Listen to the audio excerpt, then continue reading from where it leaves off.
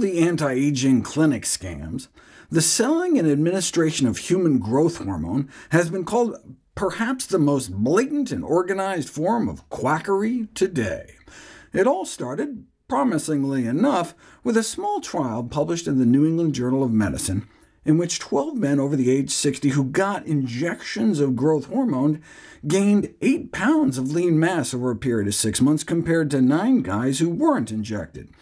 Newspapers around the world heralded the results, anti-aging clinics popped up to offer the injections for $4,700 per month or more, and the popular press churned out books extolling the hormone's age-reversing properties.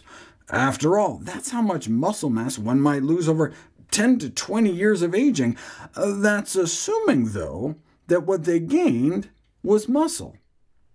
The original study didn't measure muscle strength or performance, but larger, longer, and better, i.e. placebo-controlled studies subsequently did, and found zero benefit.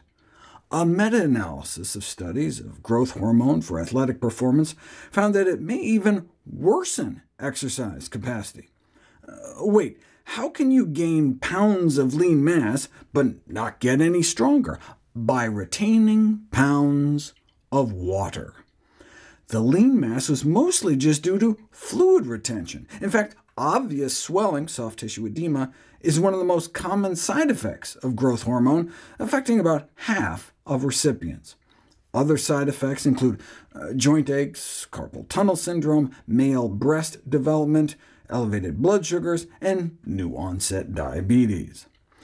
All this with no evidence of anti-aging effects. If anything, growth hormone may actually accelerate the aging process.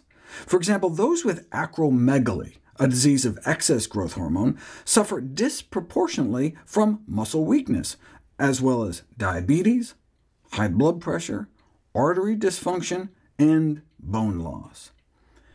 In the 1980s, doctors and parents conspired to inject short kids with growth hormone to try to make them grow taller.